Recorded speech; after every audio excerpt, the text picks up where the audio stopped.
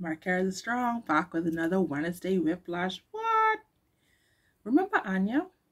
Well, sometime before Anya dated Sean, she was seeing Tim. It was a long distance thing.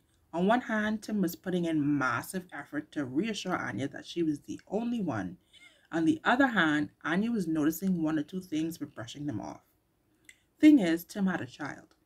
He convinced Anya that he and the child's mother were no longer together, but he was vague on reasons why, or how long they had split, and what his living arrangements were like. It's like one point the mother lived with him while she was looking for her own place, but at another point, she was getting ready to move to a different location, like out of the city. The communication seemed good, at least Anya thought so. They discussed goals and dreams and the future of their relationship. The closer they got, the more they wanted to be together.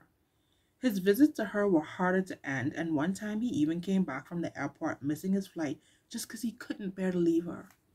Plans were made for Anya to move to where Tim was. She had nothing tying her down where she lived and was always up for something new. She began her job hunt virtually and submitted her resume where she could.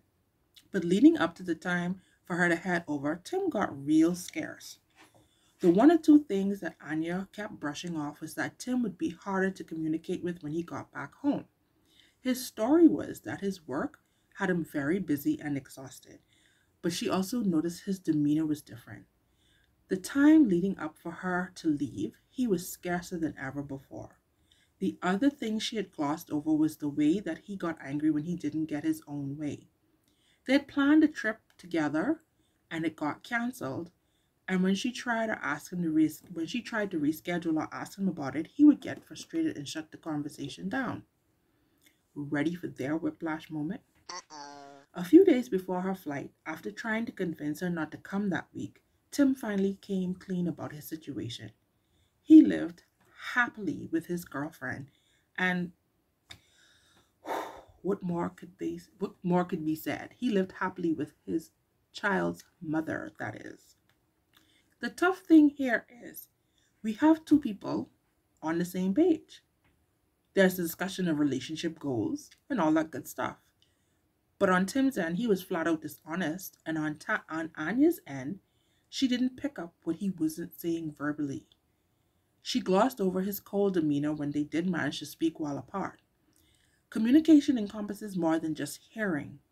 We relay things to each other by the way we look at each other, when we touch, our body positioning, and tone of voice.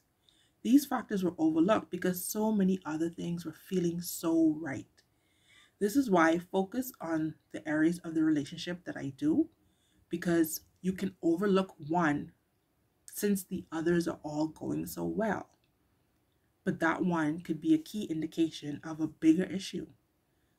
Often, these areas are great, and when one isn't, that one could be the one leading to us beginning to settle for less.